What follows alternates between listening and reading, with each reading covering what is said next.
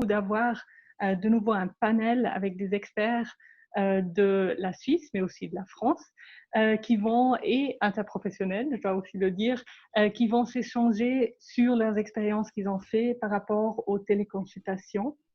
Comme vous savez, ce webinaire, il va être enregistré.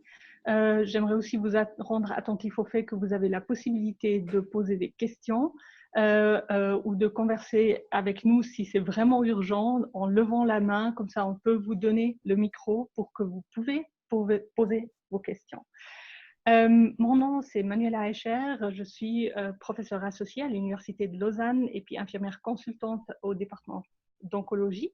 Et je passe maintenant la parole à Célia Darnac qui va s'introduire elle-même.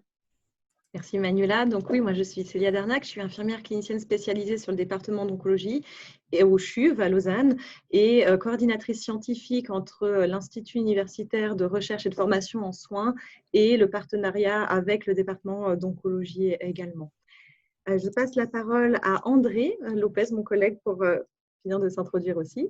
Bonjour, je m'appelle André Lopez, je suis infirmier aussi et assistant universitaire à l'Institut universitaire de formation et recherche en soins à Lausanne, sous la direction du professeur Escher, où je suis aussi un peu rattaché au département d'oncologie dans mon projet de recherche.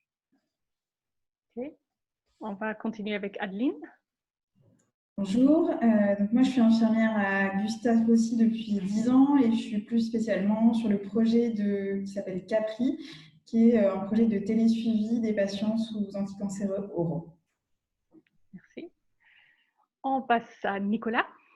Alors, bonjour à toutes et tous. Moi, je suis infirmier au centre d'oncologie ambulatoire du CHUV à Lausanne et infirmier dans le domaine de l'oncologie depuis 15 ans. Je passe la parole à Rita De Micheli. Oui, bonjour, je suis médecin et je partage mon poste à 50% en soins palliatifs à l'équipe mobile et 50% en oncologie médicale au CHUV à Lausanne. On passe la parole à Véronique Chapuis. Bonjour, Véronique Chapuis, je suis infirmière coordinatrice en hématologie aux UG à Genève et je suis particulièrement attachée à la prise en charge des patients qui vont être greffés de moelle osseuse depuis leur indication jusqu'à la sortie, depuis 20 ans. Merci. Et Marie-Rose Boisseron, c'est correct comme je le prononce? Ouais. Bonjour tout le monde, moi je suis infirmière en oncologie ambulatoire à l'hôpital du Valais à Sion et je pense que je suis la plus jeune d'expérience en oncologie parce que ça fait seulement 2 ans que je suis dans ce milieu-là. Avant, j'étais aux soins intensifs. Alors, merci beaucoup d'être avec nous aujourd'hui. Pour lancer la discussion, André Lopez a préparé une présentation pour nous donner un peu les bases où on est avec les téléconsultations de manière générale, mais aussi par rapport aux téléconsultations pendant la phase COVID-19 pour des patients atteints d'une maladie cancéreuse. Alors, je passe la parole à André. Merci.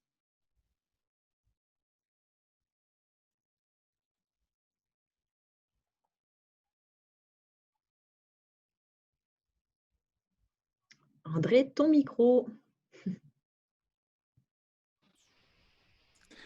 Pardon, je m'excuse. Est-ce que tout le monde arrive à voir la présentation? C'est parfait et on t'entend. Parfait. Alors, de nouveau, bonjour et bienvenue à ce webinaire. Avant de commencer notre discussion, comme le professeur Escher a mentionné, on aimerait vous faire une petite introduction à la télémédecine en vous présentant quelques exemples des ressources disponibles pour les infirmières et pour les patients en oncologie pendant la pandémie de Covid-19 dans le monde. Et alors d'abord, pourquoi parlons de télémédecine aujourd'hui? Alors, depuis le départ de la pandémie, l'OMS a incité la mise en place des plateformes télémédecine pour répondre aux besoins de santé de la population et diminuer la charge sur les systèmes de santé au niveau mondial. Nous pouvons aussi constater que le pourcentage du budget d'investissement sur les technologies de la santé alloué à la télémédecine a doublé depuis le début de la pandémie. Et cela n'est pas surprenant quand on considère les potentiels bénéfices de la télémédecine. Elle rend les services de santé plus accessibles, permet qu'ils soient délivrés plus rapidement avec un rapport coefficacité attractif, tout en respectant les mesures préventives de la pandémie. Mais exactement, qu'est-ce qu'on veut dire avec télémédecine? Alors, le terme englobe différents services de santé fournis à distance: la télépsychiatrie, la téléradiologie, la télépathologie, la télédermatologie et la télésurveillance. La télépsychiatrie comprend essentiellement des services de téléconsultation avec un spécialiste. La téléradiologie, la télépathologie et la télédermatologie comprennent aussi des services de partage d'images médicales entre spécialistes et différentes institutions, en plus des services de téléconsultation. Mais dans ce webinaire, nous allons nous focaliser sur la télésurveillance, qui comprend non seulement des services téléconsultation, mais aussi du triage téléphonique et encore l'utilisation d'applications numériques pour la surveillance de différents paramètres de la santé des patients.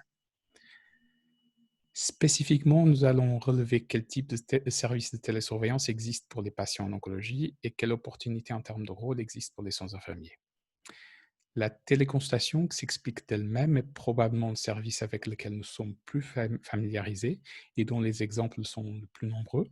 C'est un service qu'au niveau mondial est souvent assuré par des médecins, mais aussi accessible aux infirmières. Cependant, un service presque exclusivement infirmier, la télémédecine et le triage téléphonique. Ce service comprend la prestation d'informations aux patients et de gestion et orientation vers les services santé. Et nous allons brièvement parler des guidelines proposés par l'Oncology Nursing Society, spécifiques à l'oncologie, et d'un exemple d'outil de triage anglais de l'ONS au Royaume-Uni. Finalement, la télésurveillance comprend aussi la surveillance symptômes à distance avec des applications numériques qui permettent aussi la gestion des patients et leur orientation vers les services santé par des infirmières.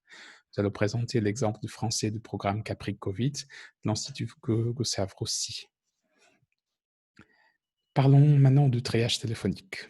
Au Royaume-Uni, le YouCons Triage Tool est un outil de triage conçu par des infirmières pour des patients oncologiques qui existe depuis plusieurs années. Le système de santé anglais est organisé par des régions et chaque région dispose d'une ligne téléphonique de support pour les patients d'oncologie disponible 24 sur 24 heures. Et cette ligne de support est assurée par non seulement des infirmières, mais aussi par des pompiers, des techniciens de domaine médical, après avoir reçu une formation spécifique. Quand ils reçoivent l'appel d'un patient, ils utilisent cet outil qui comprend une série de questions permettant d'évaluer des symptômes liés au cancer et au traitement. 3 types d'alertes peuvent se produire selon leur sévérité. Alors, une alerte verte signifie que le risque pour le patient est bas et gérable à distance en recevant des orientations d'auto-soins. Une alerte ambre représente un risque modéré pour le patient, qu'implique qu'il soit réévalué dans les 24 heures qui suivent. Et à partir de 2 alertes ambre ou une alerte rouge, la situation représente un risque élevé pour le patient et doit être évaluée lors d'un rendez-vous présentiel le plus tôt possible. Non, bien sûr que la pandémie de Covid-19 a naturellement imposé quelques changements. Tout d'abord, les évaluations présentielles sont à éviter un maximum. Et du coup, les consultations par vidéoconférence ou téléphone sont facilitées lors d'une alerte rouge ou ambre. Les professionnels en charge de triage sont aussi supposés d'orienter les patients vers des services de santé locaux afin d'éviter des services d'urgence si possible. Parce qu'on s'attendait aussi à un volume d'appels plus important pendant la pandémie, un triage additionnel a été mis en place. Si les patients ont subi un traitement anticancéreux récent, le responsable de triage doit non seulement utiliser le YouCons Triage Tool pour évaluer les symptômes liés au cancer et au traitement, mais doit aussi évaluer les symptômes de COVID-19. Et si le patient présente des symptômes de COVID, il est orienté vers un service local de dépistage.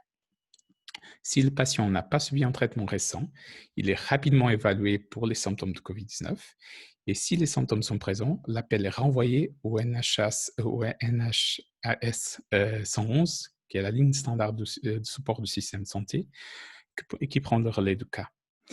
Ce système a permis de mieux gérer le volume important d'appels et libérer la ligne le plus rapidement possible.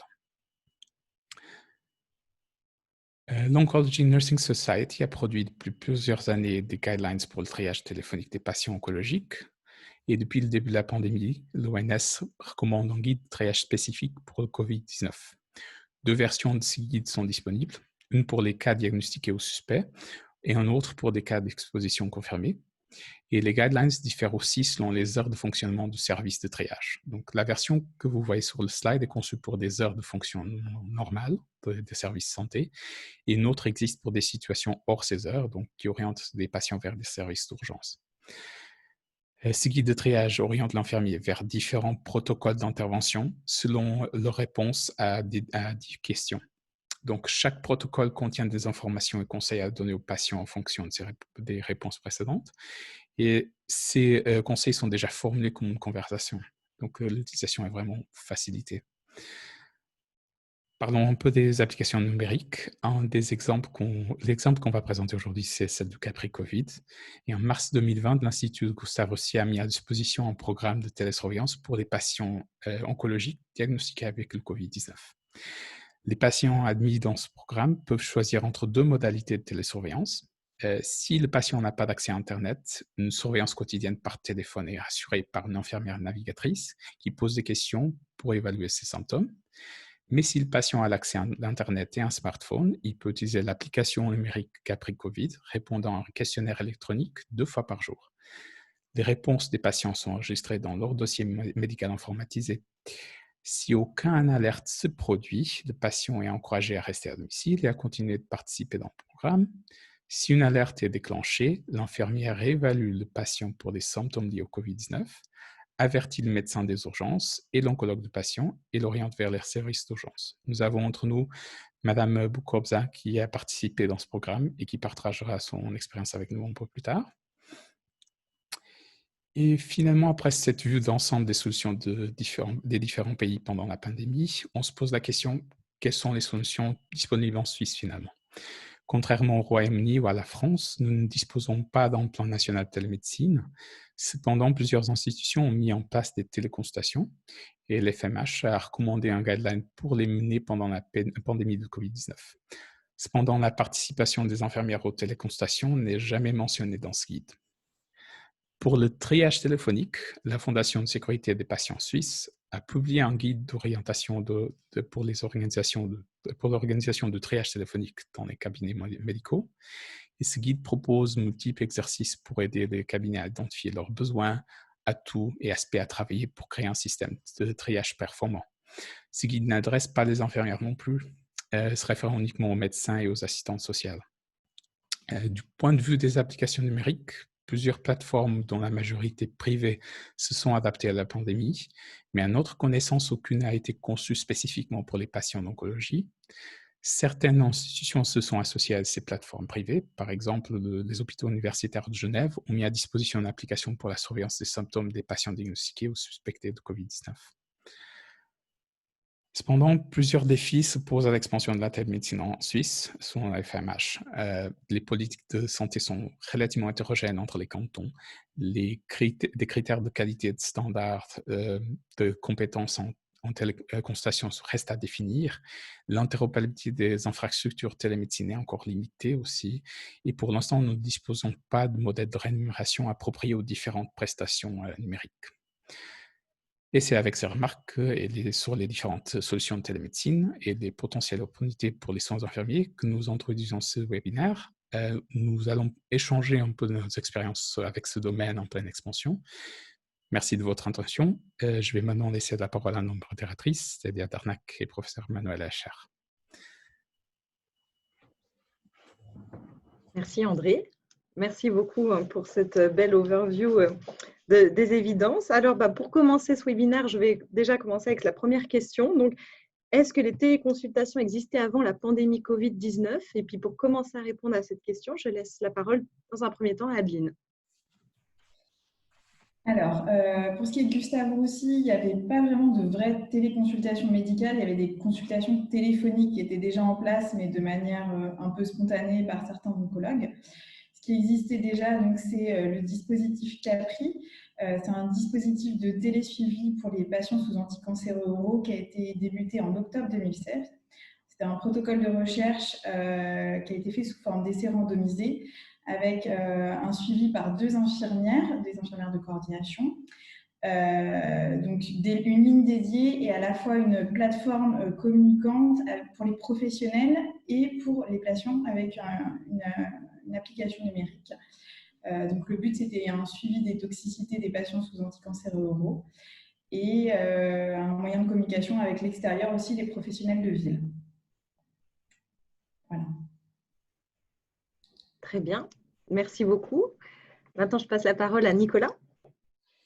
Alors, on est à peu près sur le même discours, c'est-à-dire que nous, on n'a pas réellement des téléconsultations, mais un suivi qui est fait par les infirmiers ou infirmières de liaison qui se charge donc de s'assurer que tout se passe bien sur des retours à domicile après des thérapeutiques par chimiothérapie. Alors, nous, on fonctionne essentiellement sur plusieurs cliniques avec ce type d'infirmiers et infirmières, qui peuvent être par exemple la scénologie. On a des infirmières de liaison de coordination aussi sur la clinique thoracique, sur la neurologie, sur le sarcome. Voilà comment on pouvait fonctionner avant le Covid pour s'assurer justement que dès le retour à domicile des patients, que tout se passe au mieux, que même au niveau social, au niveau effets secondaires, c'était vraiment multifactoriel à ce niveau-là. Et voilà ce qui était en place et ce qui est toujours en place hors contexte Covid. Mais essentiellement sur des consultations pareilles téléphoniques. Très bien. Merci Nicolas. Je passe la parole à Rita. Alors, en tant que médecin, il n'y avait rien de réellement structuré, mais clairement, on fait des téléconsultations pour les patients parce que des fois, ils nous téléphonent eux-mêmes parce qu'ils ont des problèmes. Au lieu de les faire venir, on essaye de maîtriser les symptômes à distance, tant pour l'oncologie que des fois pour les soins palliatifs, les patients qui sont à domicile. On fait beaucoup de consultations téléphoniques finalement. Mais il n'y a rien de structuré en temps X, en temps 0, temps 1, comme ça, c'est selon demande. En oncologie, c'est uniquement par téléphone, donc sans vidéo. Par contre, ça m'est arrivé de demander une photo d'une lésion, par exemple, ça oui. Autrement, en soins palliatifs, on a déjà fait des consultations par vidéo aussi. Mais c'est plutôt rare et c'est, je dirais, 98%, c'est téléphonique uniquement. D'accord, merci. Maintenant, je passe la parole à Véronique. Oui, bonjour. Alors moi, je vais parler plus spécifiquement pour l'hématologie, l'oncohématologie à Genève. Je dirais qu'avant le Covid, il n'y avait pas de téléconsultation en tant que telle organisée comme maintenant. Par contre, effectivement, je rejoins mes collègues, il y avait des téléphones, des avis téléphoniques avec les patients, beaucoup avec les médecins. Au niveau infirmier, en ce qui nous concerne en tant que coordinatrice de greffe, effectivement, nous avions des contacts téléphoniques avec les patients. C'était plus des contacts sans vidéo et non organisés. Jusqu'à l'arrivée du Covid, je veux dire, c'était plutôt comme ça. Voilà, pour faire le point jusqu'au Covid, ça a changé à partir du Covid. On arrive après à l'après-Covid. Là, on mettait un petit peu qu'est-ce qu'il y avait avant, puis après, on va plus débattre de qu'est-ce qui s'est fait pendant. Donc, je finis la parole par Marie-Rose, si tu veux bien. Oui, alors ici, nous, la téléconsultation existait depuis février 2019 où on a mis en place un système de suivi pour les patients sous thérapie orale. Donc, c'était des téléconsultations infirmières sans vidéo, mais avec quand même des appels réguliers de suivi pour ces patients-là. D'accord. Sans vidéo, tu dis téléconsultation, mais du coup, encore aussi téléphonique. Téléphonique. D'accord. OK. Juste pour qu'on soit bien clair. Très bien. Est-ce que quelqu'un voudrait rajouter Je peux juste rebondir là-dessus. Vous avez un standard que vous suivez pour ces consultations téléphoniques ou... Alors, on a une trame en fonction de chaque thérapie, en fonction de chaque médicament. Okay. On a une feuille de suivi type avec les questions précises au regard de ce traitement. Et qui était développée par vos soins. Exactement. Okay. Merci. Merci. Donc, du coup, là, on a pu déjà voir, finalement, il y a une certaine homogénéité dans la téléconsultation, mais téléphonique. Et puis, ça a introduit tout de suite la deuxième question, à savoir quels changements ont été mis en place pendant la pandémie Covid-19, comment. Et puis, la deuxième question, donc il y a deux questions en une, c'est au moyen de quel outil ou quelles ressources. Et puis, pour commencer à répondre à cette question, je relaisse la parole à Adeline. Alors, pour ce qui est des consultations médicales, donc s'il n'y avait pas besoin d'examen clinique, on va dire, toutes les consultations quasiment sont passées en téléconsultation. Il y a eu de la téléexpertise pour tout ce qui est réunion de concertation pluridisciplinaire dans quasiment tous les comités. Alors, pour ce qui est du Capri Covid, donc nous, dès le début de la pandémie, on a mis en place un groupe de travail pluridisciplinaire avec des oncologues, les médecins des urgences de Gustave Roussy. Donc, les urgences de Gustave Roussy, c'est que des urgences oncologiques. L'urgentiste de Gustave Roussy est en plus infectiologue, donc voilà, ça correspondait bien. Et ça nous a paru indispensable que, comme nos patients étaient vulnérables, il y a eu un circuit fermé qui a été mis en place pour tous les patients qui avaient des symptômes Covid. Donc, c'est-à-dire qu'on ne passait pas du tout par la ville. Voilà. Dès le départ, on était vraiment interne à Gustave Roussy. Comme il y avait une application qui était déjà existante pour Capri et une expérience du télésuivi, ça a été assez évident que ça se transforme en Capri, qui s'était transformé en Capri Covid. Donc ça a été possible par la mutualisation de l'équipe de la coordination des soins externes avec qui déjà on est dans le même bureau et l'équipe de Capri. Donc on a été 5 infirmières à être formées et dès le 23 mars, on est passé en fait on a changé nos horaires, on a adapté nos horaires pour que voilà, on puisse travailler 7 jours sur 7 et puis à en plus grande amplitude horaire pour que les patients puissent être suivis et le relais la nuit aux urgences, mais en journée et le week-end, c'était nous qui les suivions. Je peux juste reposer la question. Alors, toute la gestion, c'est fait par les infirmières, c'est ça? C'est vraiment géré par des infirmières? Oui. Tout le suivi était géré par des infirmières et il y avait des relais qui étaient bien protocolisés avec les médecins des urgences. Et la formation, elle était faite par qui pour ces infirmières? La formation, c'est nous, on a fait des questionnaires très précis dès le départ pour que ça puisse être reproductible et qu'il n'y ait pas de subjectivité. Donc, les questions, elles étaient très précises et les orientations, elles étaient très bien cadrées parce que c'est vrai que dès le début, on a vu que les patients pouvaient donc décompenser très vite et qu'il fallait être très vigilant. Donc, des protocoles bien précis. Merci. Merci. Je passe la parole à Nicolas maintenant. Alors, nous, donc la phase dont je parlais juste avant, donc elle a été maintenue en termes de suivi des patients qui étaient traités par chimiothérapie. Ensuite, concernant le Covid, donc il y a vraiment un nouveau mécanisme qui a été mis en place, comme une petite cellule pluridisciplinaire, essentiellement donc avec moi en tant qu'infirmier, puis on a eu d'autres collègues aussi infirmières, et médicale avec des médecins. Alors, sur la base d'un fonctionnement d'appel téléphonique journalier sur une durée de 14 jours en termes de suivi, sachant que c'est des gens qui avaient quand même été dépistés avec des consignes qui avaient été données en amont. Donc, nous, notre rôle était essentiellement de s'assurer que toutes ces consignes par rapport au coronavirus étaient bien respectées. Mais aussi de faire ce fameux suivi journalier pour dépister justement toute aggravation ou tout autre problème. Concernant moi, ma partie infirmière, ça a été un plaisir justement de pouvoir travailler en équipe, donc là en l'occurrence avec Rita. Et dès que moi, par exemple, je pense que je vais parler avec des exemples, ce sera un peu plus simple. Dès que je sentais que on était avec une clinique qui se péjorait ou le moindre doute, j'avais toujours la possibilité de m'orienter sur la partie médicale et qu'à ce moment-là, on réorientait le plus rapidement possible vers les urgences, vers une consultation vers le médecin traitant selon la gravité de la situation.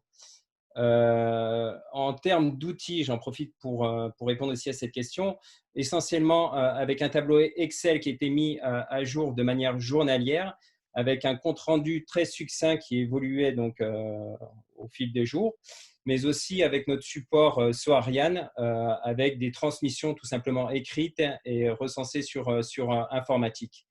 Voilà en gros comment ça se déroulait sous forme de suivi journalier sur une période de 14 jours.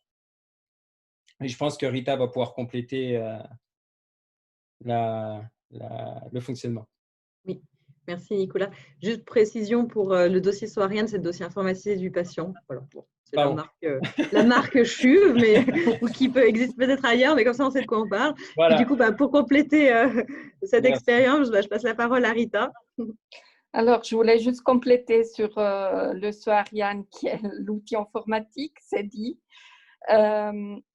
Moi, si on veut, en tant que médecin, c'est vrai que j'étais celle plus présente tout le long, donc j'ai pris un petit peu le lead sur le côté médical pour conseil, mais c'était aussi un échange vraiment entre, je parle de Nicolas parce qu'on a collaboré tout le long ensemble.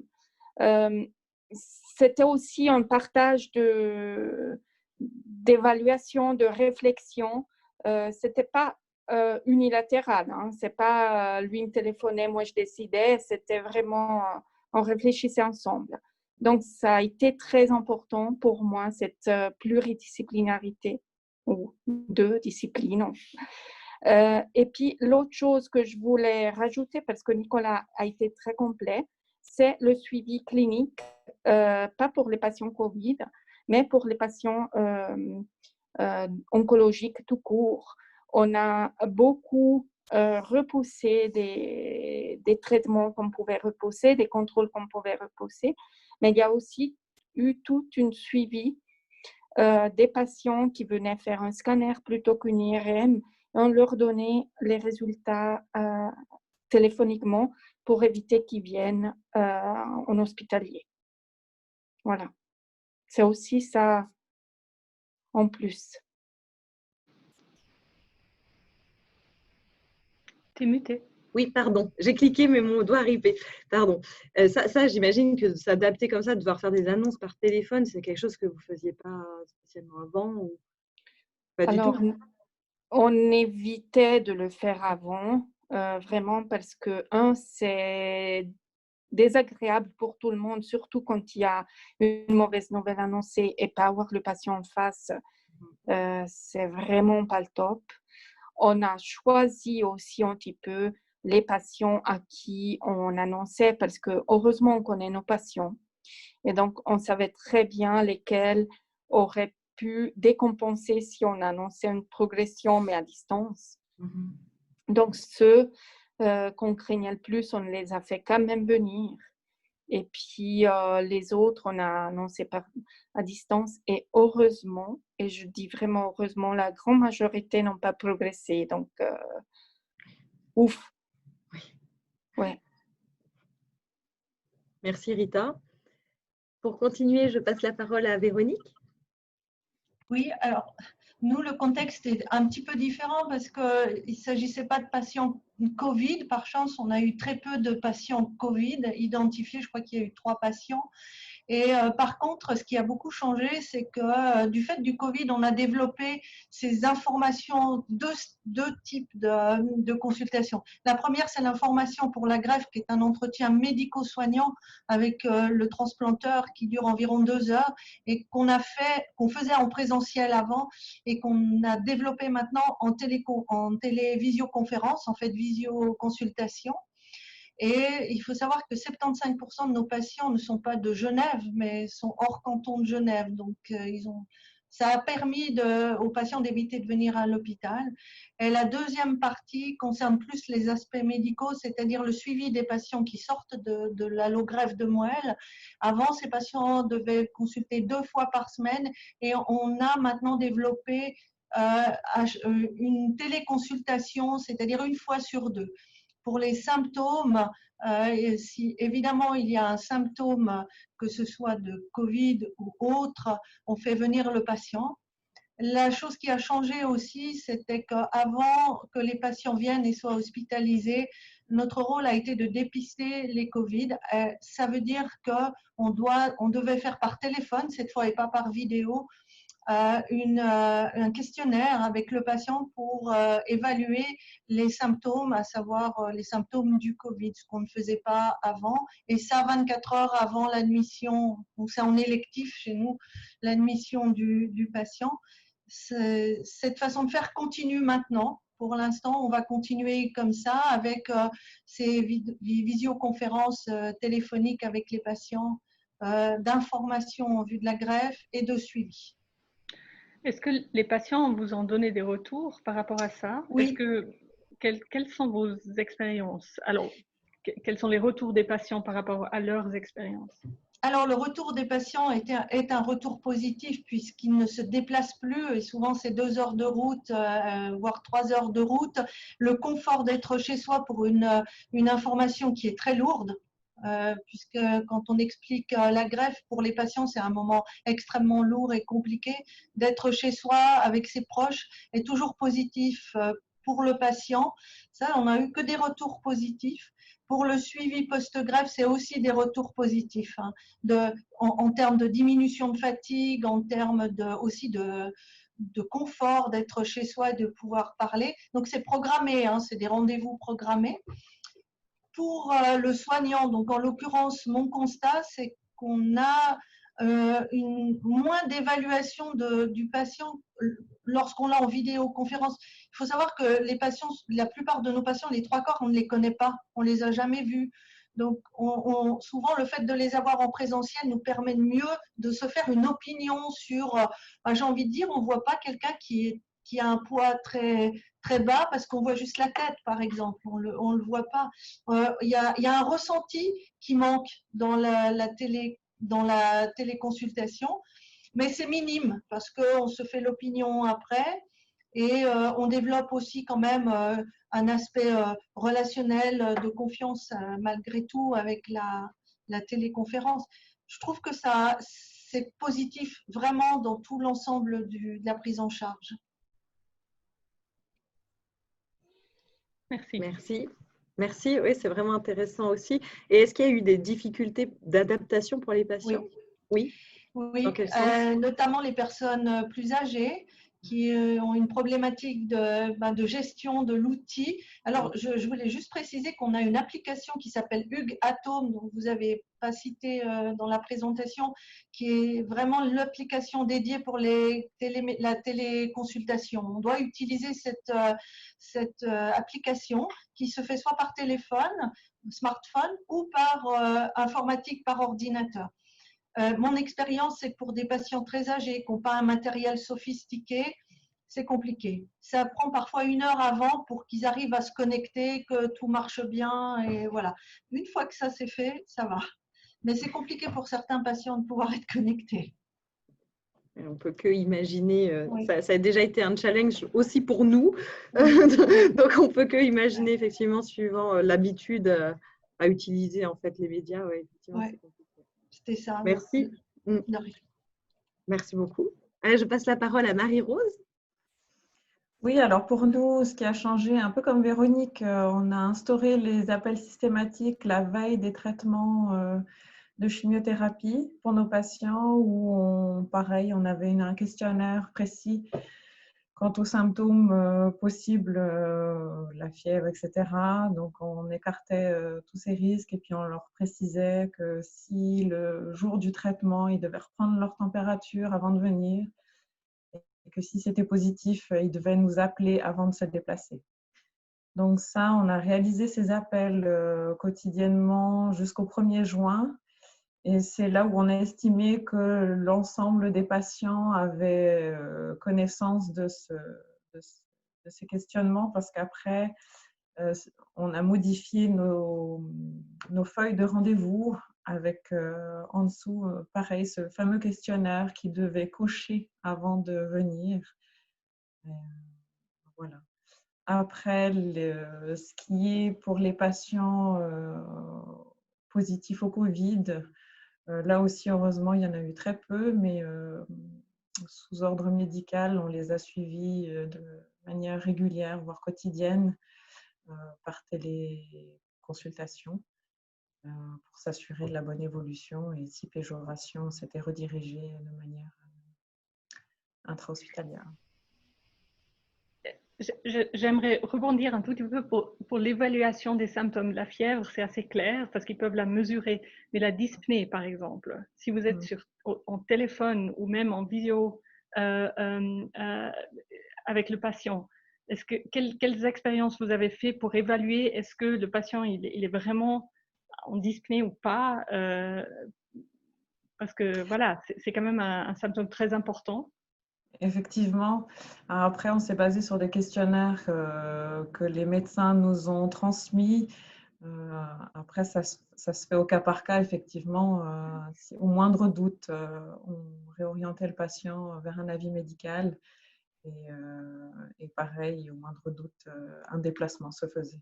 Et dans ce questionnaire, il y a une gradation de la dyspnée ou c'est quoi? Non, il n'y Non. avait pas de gradation. Ok. C'était à Est-ce notre propre que pour les jugement. autres, peut-être, je ne sais pas si vous pouvez compléter comment quelles sont vos expériences par rapport à cette évaluation des symptômes? Je pourrais juste dire, par exemple, pour la dyspnée, on demande aux patients s'ils ont une difficulté lorsqu'ils marchent, s'ils se sentent plus essoufflés, est-ce qu'ils ont le sentiment, ils ressentent le fait d'être plus essoufflés plus vite, est-ce qu'au bout de 50 mètres, ils sont essoufflés? Ça, c'était pour la dyspnée une des questions. Ou monter les escaliers, par exemple, à l'effort, est-ce qu'il y a une différence ou est-ce qu'ils ont le même, il n'y a pas de différence? On a aussi beaucoup questionné sur les symptômes maux de tête, changement de l'odorat. Voilà, c'était un peu les questions qu'on pose. Exactement. Nicolas, tu as levé la main, j'ai vu. Alors, c'était essentiellement, comme je pense que beaucoup de personnes l'ont dit avant, donc par exemple sur l'essoufflement à la marche ou des choses comme ça. Mais moi, ce que j'ai retrouvé sur un suivi journalier, sans limite de temps, donc avec des appels téléphoniques qui pouvaient durer facile à un minima de 30 minutes, avec une relation de confiance qui se créait. Et du coup, lorsqu'il y avait la moindre petit signe ou changement dans la clinique, régulièrement, les gens venaient vers nous. Je pense que pour Rita, ça a été la même chose. Et que dès qu'il y avait un changement ou de quelque chose d'anormal, le mettait en avant. Et ce qui a été aussi, moi, ce qui m'a surpris sur ce suivi, c'est essentiellement aussi du cas par cas, mais les retours, on a pu quand même dépister.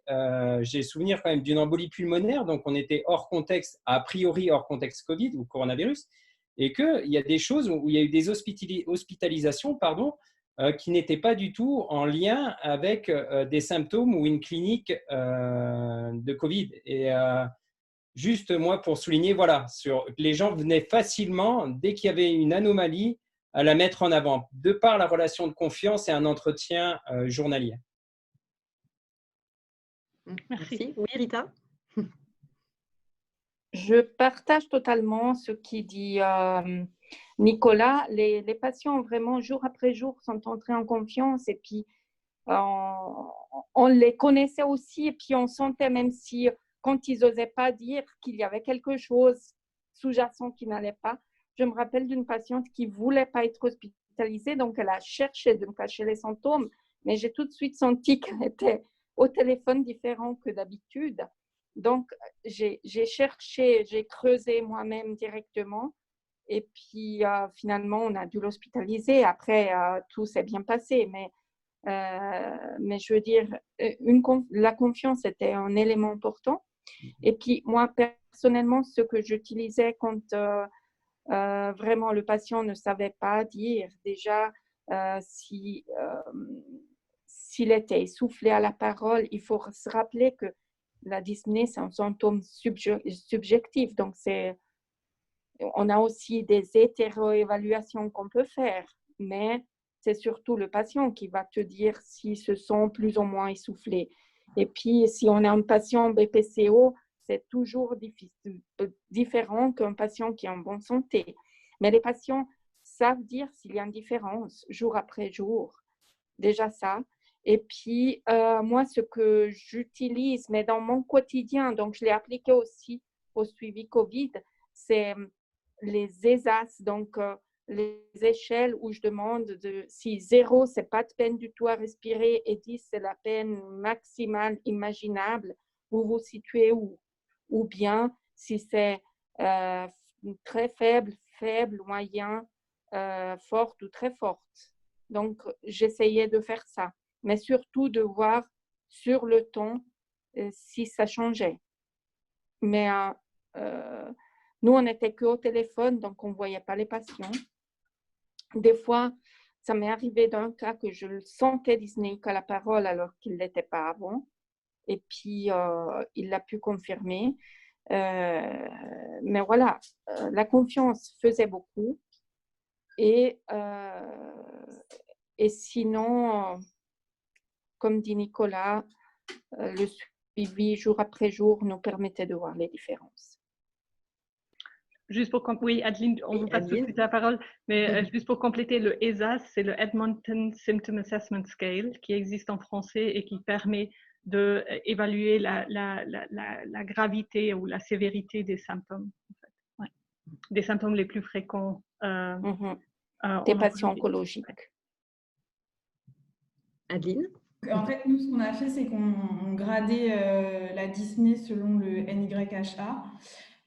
Donc, comme c'est assez précis, ça nous permettait quand même de nous orienter. Et ce qui nous a mis plutôt en difficulté, c'est les symptômes d'oppression thoracique qui étaient décrits en particulier au départ du Covid, où on n'avait pas tellement l'habitude. Donc, voilà, c'était ça ce qui nous a orientés. On avait cette échelle sous les yeux en permanence et on posait les questions parce qu'en effet, c'est assez précis sur le nombre d'escaliers et on faisait faire les exercices aux patients. Après, le problème, c'est en effet les patients qui avaient qui étaient dyspnéiques de base. Donc là, ils arrivaient quand même bien à dire, ils se connaissent bien, les patients, souvent, s'il y avait une aggravation ou non de la dyspnée. Et donc, on mettait l'état de base et on essayait de comparer voilà, par rapport à ça. Mais c'est vrai que la dyspnée, ça a été vraiment le symptôme le plus difficile à gérer. Et ce qui était important aussi, c'est de bien les informer dès le départ. Nous, on faisait une macrosite d'entrée, on leur expliquait comment on allait les suivre et ce qu'il fallait surveiller. Et bien sûr, on était insistant sur ça et surtout aussi s'il y avait une apparition de dyspnée, typiquement grade 4, qu'il ne fallait même pas nous appeler nous et appeler directement le SAMU pour pas faire d'intermédiaire qui était inutile de toute façon parce qu'on ne pouvait rien faire de notre place. Voilà. Parfait. Merci beaucoup. Alors, je regarde, on n'a pas de questions d'assemblée. N'hésitez pas si jamais, mais on va se permettre d'avancer dans nos questions. Et donc, la prochaine question, c'est comment sont documentées les informations? Donc là, on se pose vraiment sur le côté référencement. Et pour commencer, je recède la parole à Adeline.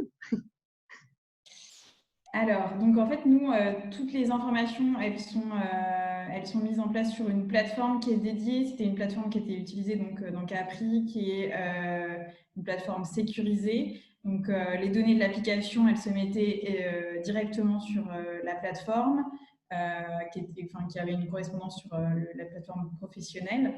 Et donc, dès que le patient rentrait un symptôme qui créait une alerte, ça nous donnait une alerte. Donc, ces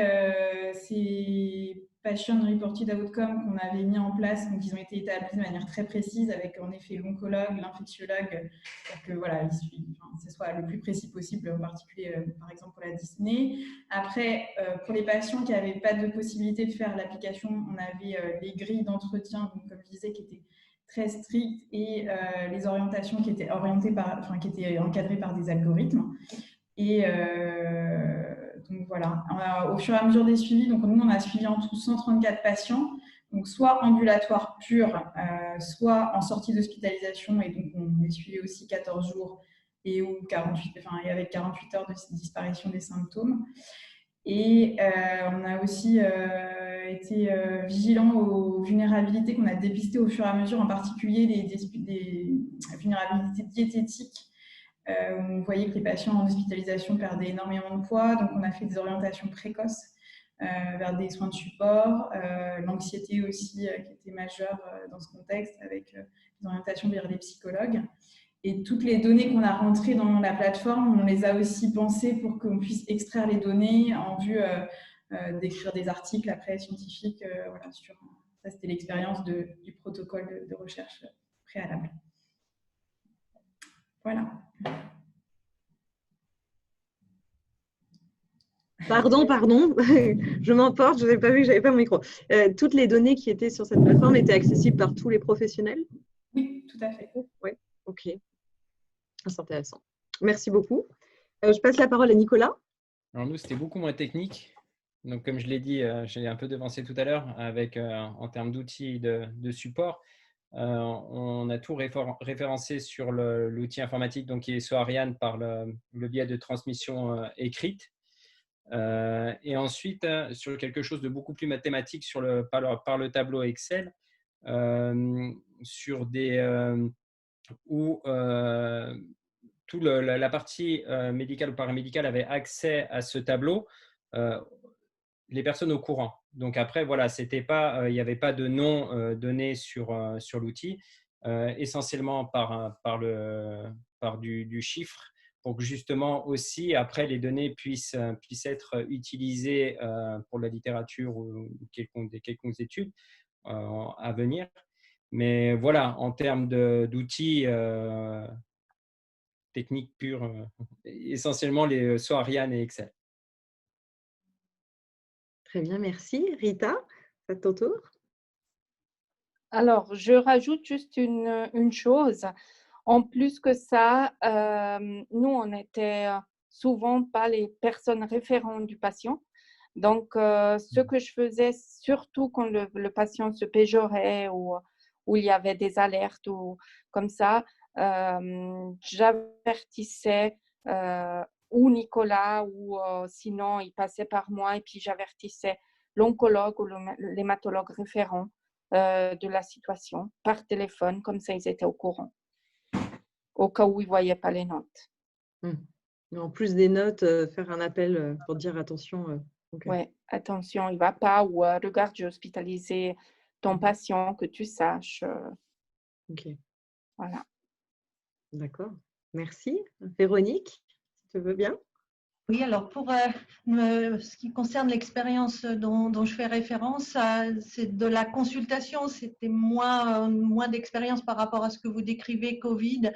Tout est documenté sur notre dossier patient informatisé sous forme d'un formulaire infirmier qui détaille effectivement le traitement, la consultation même et puis les points à revoir la fois suivante. Donc, ce n'est pas du tout des statistiques ou des références autres que la consultation. Au niveau médical, c'est exactement la même chose. C'est décrit dans un formulaire ou des notes de suite. Très bien, merci. Marie-Rose. Alors moi, je rejoins l'expérience de Nicolas, puisque effectivement, nous aussi, à Sion, c'était des transmissions écrites sur le dossier informatique Phoenix, nous on utilise, et un tableau Excel plus à visée statistique également. Très bien, merci. Est-ce qu'il y a des remarques, vous voulez rajouter des points? Pas forcément. Non. Ou est-ce qu'il y a des questions? Questions? Les gens lèvent la main? Je ne vois pas. Non plus. Okay. Alors, on passe à la suite. Du coup, on continue. Donc, la dernière question, au niveau de la facturation. Donc, comment sont facturées ces consultations? Et là, pour commencer, je passe la parole à Adeline, qui n'a pas le même contexte suisse que nous, mais bon, c'est intéressant justement d'aller s'alimenter dans ce qui se passe ailleurs. Alors, je vais pas pouvoir tenir très longtemps, mais juste, donc, nous, on s'est basé sur les cotations infirmières de télésuivi, et donc, ils sont rémunérés 10 € la téléconsultation. Voilà, c'était un décret qui a été publié dès début mars aussi pour les infirmières libérales. Indépendant de la longueur, c'est juste par consultation. Exactement. Alors, ça peut durer 1 heure et c'est 10 €. Ouais, okay. Ça. Juste pour être clair. Je suis pas experte dans le domaine. Pour le reste, c'était pas très clair comment. Enfin voilà, c'était ça ce qui était inscrit donc dans le décret. C'est un décret, oui, qui stipule que voilà, c'est quelque chose qui est national et puis ça, voilà. Dans le contexte du Covid et c'était jusque 31 mai 2020. Et avant Covid, est-ce que les consultations infirmières, téléconsultations, elles étaient facturables ou le décret il est venu qu'avec le Covid? Okay. Donc le Covid a changé au moins la facturation pour les infirmières, même si on ne parlera pas du tarif, mais ok. D'accord. Très bien. Nicolas? Alors, vu, comme je l'expliquais tout à l'heure, la mise en place d'un nouveau mécanisme, on n'a pas eu, en tout cas moi, sur ma partie infirmière, d'application d'une cotation de quoi que ce soit en termes de facturation. Vu la situation d'urgence, de prise en charge, de suivi, je pense que c'était une part sur laquelle il fallait se pencher. En tout cas, ce n'était pas d'actualité concernant nous, nos suivis. Il n'y avait pas de facturation. Très bien, Rita, si tu veux prendre la suite. Alors, dans le cas de Covid, également, même au niveau médical, pas de facturation. Aussi parce que c'était quelque chose qu'on a mis en place, on m'a proposé, c'était de manière volontaire. Et puis voilà, c'est pas un suivi médical comme un suivi en clinique, que là, par exemple, on est censé facturer les consultations. Si moi, je donne un résultat d'une IRM, je facture ce que je fais. Mais comme le Covid était une mise en place en urgence pour un suivi des patients, c'était pas tout à fait la même chose, donc on n'a pas facturé dans ce contexte. Ok, merci. Véronique?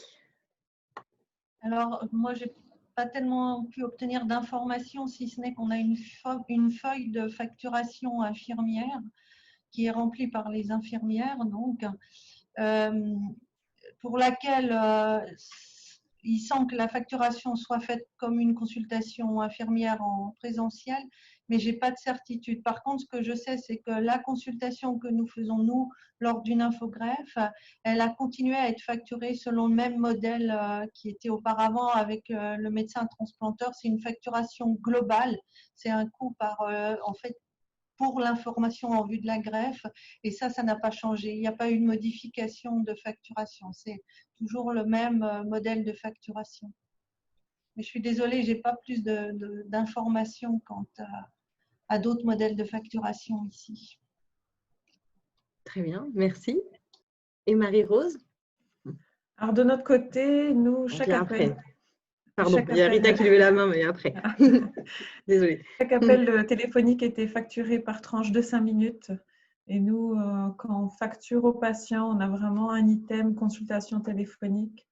Et c'était à nous de rentrer le temps dépensé. Par contre, je n'ai pas de chiffre exact à quoi ça correspond en termes de... Mais ça, c'est par le TARMED, hein, parce que c'est ambulatoire. Exactement. On est d'accord. Ouais. Tu voulais compléter, Rita? Merci, Marie-Rose. Oui, juste de dire, parce que peut-être je n'étais pas claire avant, que les consultations pour les résultats d'examens radiologiques ou de prise de sang ou d'autres choses remplaçaient en fait des consultations en présentiel qu'on fait d'habitude. Donc, on trouvait logique de facturer comme consultation, même téléphonique. Par contre, le suivi COVID quotidien, c'est quelque chose qui s'est rajouté de manière totalement volontaire et en plus. Voilà, c'est pour ça aussi qu'on n'a pas facturé. Très bien, merci. Est-ce que des personnes voudraient faire d'autres remarques? Est-ce qu'on aurait des commentaires des spectateurs? C'est le moment. Après, on va finir. Non, pas forcément. Mais on voit que ça reste encore assez disparate, en tout cas sur la facturation. Enfin, voilà, après avec des bons exemples, puis des choses qui sont intéressantes quand même aussi à aller chercher. Et qui d'ailleurs, parce qu'on a fait le même sujet dans la partie germanophone de la Suisse, était aussi un des sujets qui montrait une grande disparité et pas beaucoup de clarté par rapport à la possibilité de facturer ces interventions de télémédecine ou téléconsultation. Et puis, c'est certainement un sujet qui va prendre beaucoup ou qui a gagné beaucoup de visibilité et que je crois politiquement va aussi gagner un peu plus d'énergie parce que, comme on a aussi vu dans nos discussions, il y aura des téléconsultations qui vont être maintenues même après Covid.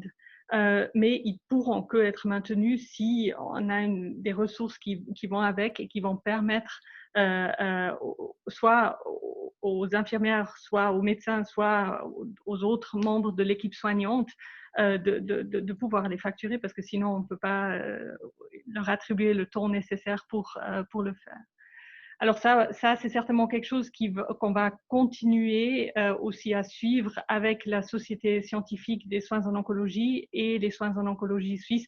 On est déjà sur le sujet, et puis on a aussi des bons signes de la part des médecins qui vont nous soutenir pour lancer la discussion comment on pourrait améliorer et clarifier cette ou facturation de ces interventions.